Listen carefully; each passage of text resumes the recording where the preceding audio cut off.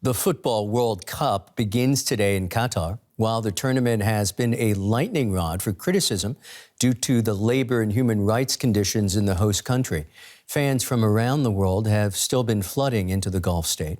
So the question is, will the most controversial World Cup in history feel like all the other World Cups once play is underway? These scenes are familiar to anyone who's seen a World Cup. Football fans from around the globe arriving at a host nation en masse, ready to cheer on their country.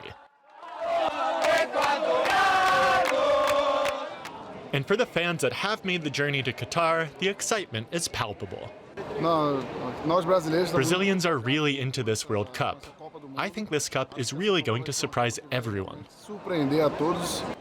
But this World Cup is unlike any other. Qatar's human rights and labor abuses have made it the most controversial World Cup in history, something that fans have to reckon with, even if they hope the tournament can have a positive impact. It's going to bring a lot of joy to the country and to people to see that Qatar is not only controversy, because there's been a lot of issues with the working. After 12 years of arduous prep, the Qatar World Cup is here, and so are the fans. FIFA recently announced nearly 3 million tickets. More than 90% of those available have already been sold. For many, the World Cup still fulfills its role as a global party, bringing people together. That's the point of the World Cup, to get all the countries together and share cultures, share customs. And while a last-minute decision to ban the sale of alcohol at stadiums might mean beer is a bit harder to find than at past tournaments, for many, it's starting to feel ever more like a World Cup. Whether that impression holds or pressure on FIFA and Qatar over human rights issues persist could dictate this tournament's legacy. Joining me from Doha is DW Sports correspondent Danya Barcelona. Danya, transport us. What's the atmosphere like in Doha right now? So the atmosphere in Doha has really picked up over the last few days. The Fan Fests have kicked off, which means there are concerts, DJs, and now it's one of the only places that you can actually drink a beer if you have the $14 that it costs to buy one. Right now, we are in front of Al Bayt Stadium where they will be playing the opening game. What you can see behind me are the last few fans that are trickling into the stadium. Not so many non-match-going fans are here because we are literally in the middle of the desert. As you can see, it's pretty windy right now, but the vibe in Doha is very World Cup-like right now. $14 for a beer, okay.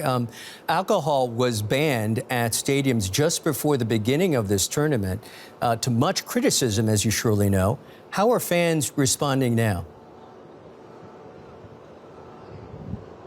So some fans are totally okay with the decision, and other fans are a little bit more disappointed. So it was a shock U-turn decision. It just happened a couple days ago. A lot of people are still processing it. But for example, Qatari fans are totally okay with the decision.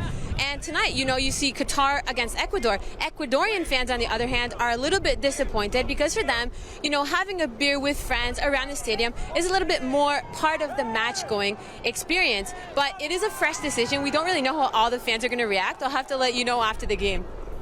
Danya, people might not know that this is the host nation's first ever participation in a World Cup. What can you tell us about the team?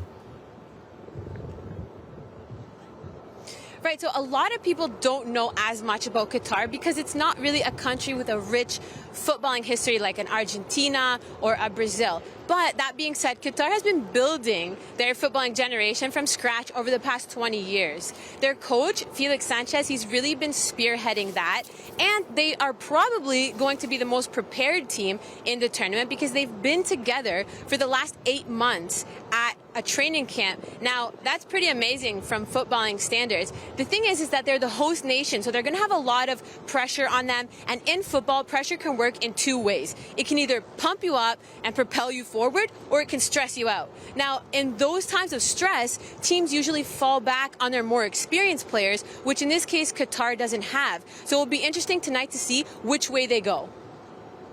DW's Danya Barcelona, many, many thanks.